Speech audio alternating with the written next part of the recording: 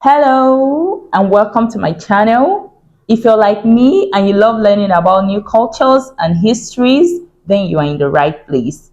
Today, I'm diving into the fascinating history of the Nordic countries. I'll be reacting to a video that talks about the Kalmar Union, a union between Denmark, Norway, and Sweden. The Kalmar Union is a pivotal moment in the Nordic history that shaped the region and its history. So you guys, let's check out this video and see what it has. Today, it's common to refer collectively to Norway, Denmark, Sweden, Finland, and even Iceland as the Scandinavian countries. Norway, Denmark, and Sweden are often referred to simply as Scandinavia for historians, echoing a time when the three kingdoms were joined as one under the Kalmar Union. But I know Finland and Iceland are not part of Scandinavia. I know people have the Finns have corrected me. I know Finland is not part of Scandinavia because the Finns have corrected me times without number when I started reacting to Finland related videos. At first I was referring to Finland as a Scandinavian country, but I got corrected a couple of times and now I know better that Finland is not part of Scandinavia. I think Finland and Iceland, yeah, they are not part of Scandinavia. It's just Denmark, Sweden, and Norway, right? If I'm not mistaken, yeah. Even after the Union's collapse, Denmark and Norway remained interlocked for some time, followed by a similar union between Sweden and Norway. Despite each having their own cultures and people, and now being entirely independent of each other, these three Nordic nations in particular have a curiously intertwined history. But why exactly did they end up united? What happens to the Kalmar Union that would eventually be seceded by Denmark-Norway? And why would Denmark-Norway eventually collapse? Under threat from the growing dominance of the German Hanseatic League, the Scandinavian countries of not just Denmark and Norway, but also Sweden, which included much of modern-day Finland, first began to throw around the idea of a union. The goal was to combat the influence and expansion of the Germans, and the thought was that a unified Scandinavia would be much more successful at balancing the scales. At this point, though, the idea didn't have a very strong backing, and many were worried about how it would affect their own country in one way or another. This, nevertheless, would shortly become irrelevant when the daughter of Denmark's king, Margaret, was wed to King Håkon VI of Norway and Sweden. Margaret's brother would die, leaving Denmark with no male heir, giving her the chance to propose her son, Olaf, as the replacement upon her father's death. She also declared that he be the true heir to the throne in Sweden, even after the ousting of Håkon from the Swedish throne not long before. Furthermore, when King Håkon died in 1380, Olaf would take the crown in Norway, and it appeared that this was the chance they had all waited for to unite the three kingdoms together and finally push back against the Hanseatic League. Less than a decade later, though, Olaf tragically passed away at only 16 years old. What a tragedy. Wow, that must have been really tough for Margaret. Wow.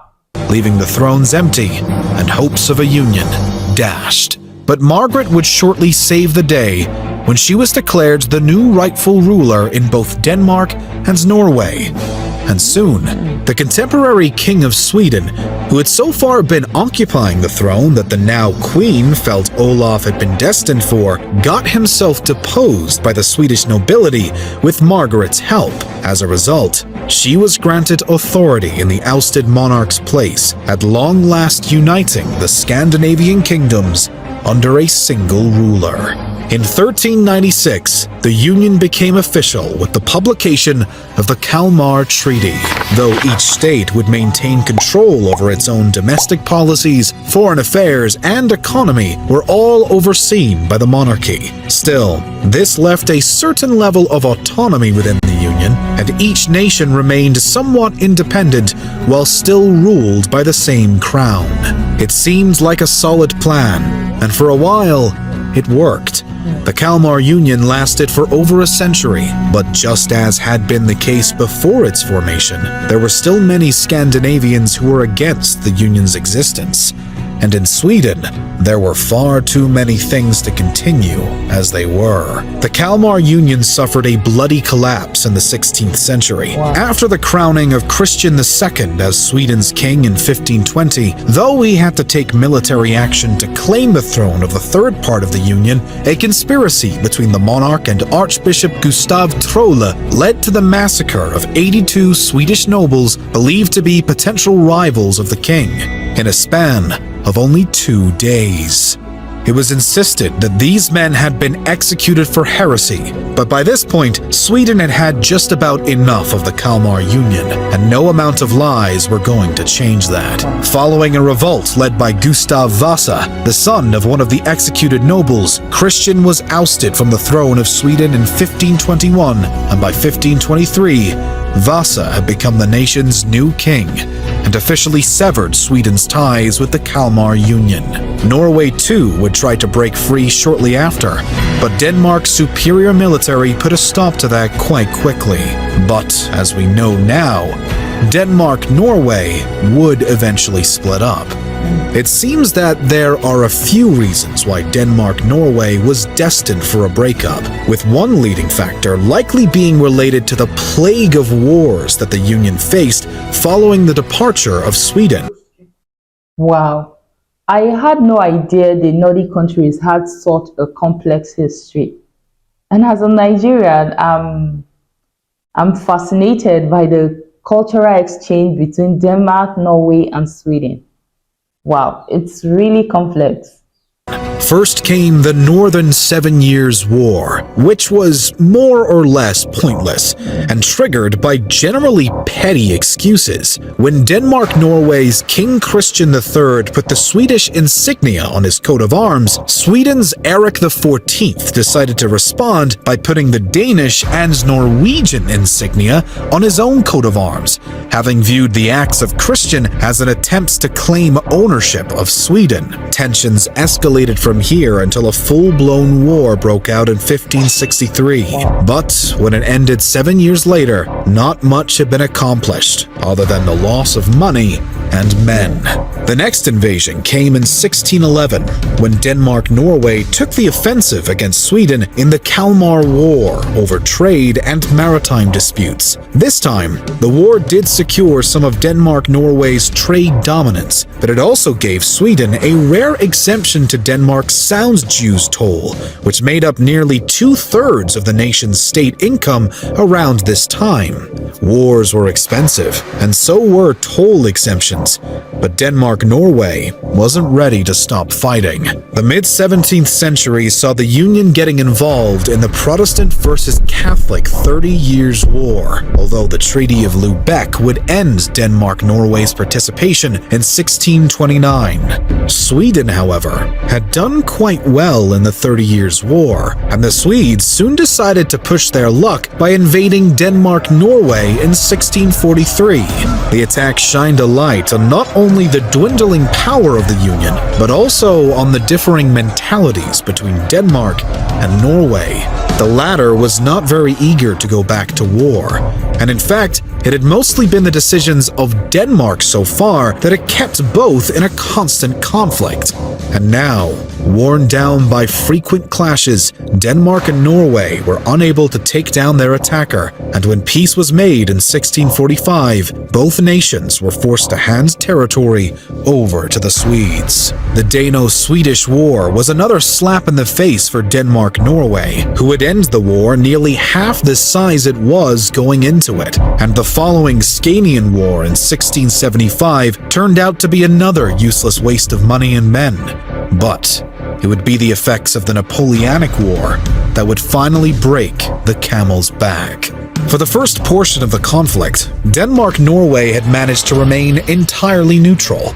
But just to be safe, the Union decided to join the League of Arms Neutrality as an extra precaution, which instantly backfired. The Brits saw this as a threat of aggression and invaded Denmark-Norway, striking Copenhagen in 1801 and 1807, with the latter case seeing Denmark-Norway's I actually love how the narrator refers to war as waste of money and men. Like wars is just waste of money and men. And my God, I'm so surprised by how many wars were fought between these countries. It's so clear that the Kalmar Union was just a fragile alliance because they seem not to agree on anything. That's why these wars were coming. So many wars were fought. So what you begin to ask yourself, so why then was the union formed if they didn't have a common interest? Do you get? Oh, entire naval fleet destroyed and in some cases incorporated into the British Royal Navy. Understandably, Denmark-Norway reacted by joining an alliance with France, although they weren't of much use given their complete lack of a workable navy. By the end, Denmark-Norway was forced to sign the Treaty of Kiel, which would require Denmark to hand over all of Norway to the Kingdom of Sweden, officially ending this centuries-old union. Norway would eventually declare independence, be forced into a union with Sweden, and then once more become fully independent by 1905. wow. And never again would it be united with Denmark. But What a remarkable journey for Norway. Going from being a member of the Kalmar Union to gaining independence. Wow, such a remarkable journey. I mean, I really felt bad for them. I feel bad for them that they had to be pushed around between Denmark and Sweden. But it's amazing how they eventually got their independence. It's amazing. But aside from back-to-back-to-back wars, what contributed to the end of Denmark-Norway? Why didn't Denmark fight to keep Norway? Well, first and foremost were the events of the Napoleonic War and subsequent treaty. Denmark wasn't really in a position to force Norway into remaining in the Union, since they had to sign the agreement giving it up. And as Denmark had learned previously, war with Sweden would not be easy nor wise. Additionally, Denmark was not as dominant as it had once been, and Norway had, in fact, been growing stronger. It simply would have been too difficult and nonsensical to fight the separation. It seems that the Union was never meant to last after all. Wow, what a complex history. And I can see that the Treaty of Kiel was such a turning point in history for them. And I can see why Denmark didn't resist the separation, considering their weakened state according to the video. This video was really helpful. It helped me to understand the Nordic countries' history better. So yeah, I enjoyed it. I loved it. But then I'm curious, guys. I'm curious to know more about the cultural differences between Denmark, Norway, and Sweden.